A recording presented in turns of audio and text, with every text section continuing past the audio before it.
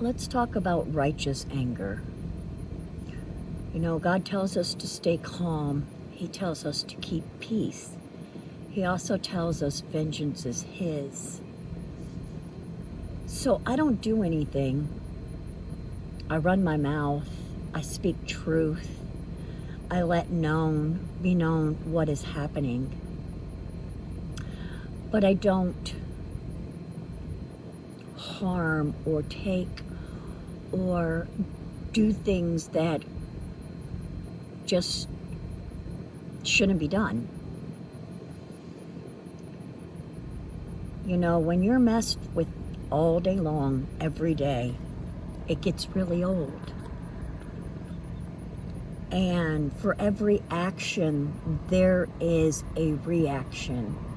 And when you mess with someone all the time, over and over and over and over again, even just little petty things like calling from random numbers and playing scary music, or screeching it because you turned on a fax machine, or not saying anything at all, just breathing all day long, over and over again, messing in people's accounts,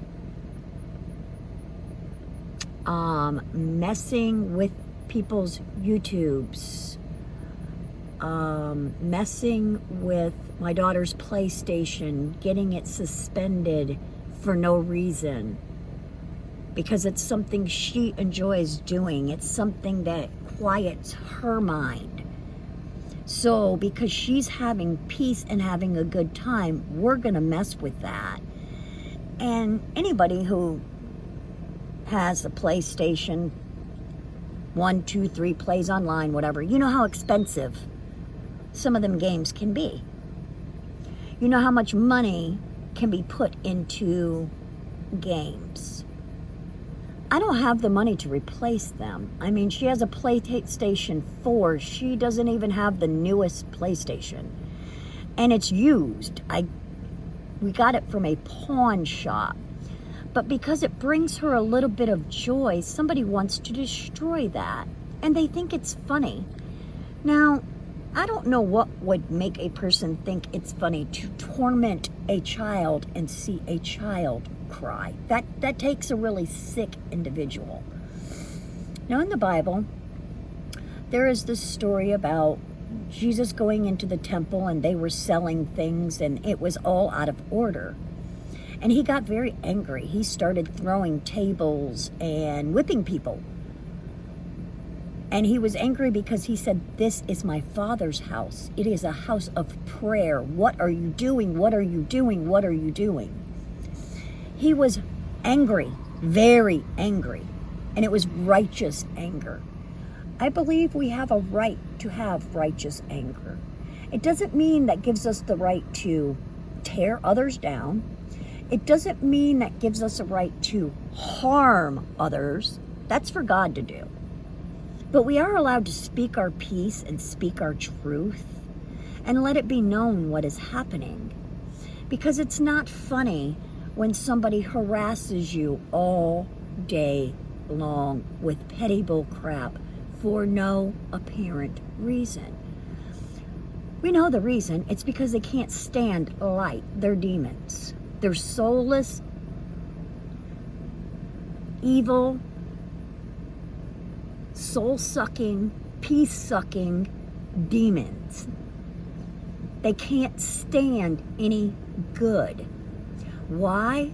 Because they won't allow goodness in them. They won't get over themselves and heal their traumatized wounds and wake up and become new.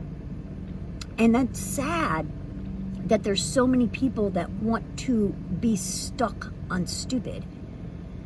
I don't understand that. You know, I guess they just really enjoy the devil's company. But what they don't understand is if they would just flip over to the other side, their life would be so much better.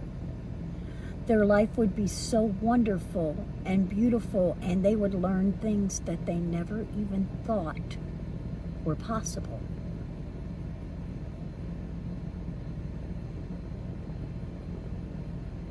So I know I'm not perfect. I know I'll have a lot of imperfections.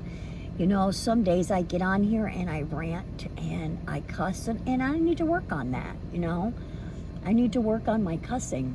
But that being said, let me also state the fact that God doesn't even speak our language, okay? He doesn't. When he speaks to us in a whisper inside of us. He reads our heart and our soul. All kinds of words can come out our mouth. And most of them, he doesn't even take into an account, because he's reading our heart. He's reading what's inside of us, not what's coming out of us. Because what's coming out of us is garbage. Even on a good day, it's garbage.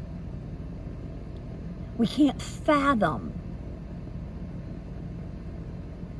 how deep he goes. We can't. We can't fathom what he is capable of. We can imagine. We can try. But we will never, ever be able to completely know until we're home with him. But that's what hope is. So there is such a thing as righteous anger. But no, during that righteous anger, it's not your place to harm anyone. State your facts, yell if you have to, and walk away. Let God vindicate you. Let God take vengeance. Trust me, it will be more sweeter than you ever getting vengeance. Let him have the vengeance, people. That's what I'm doing.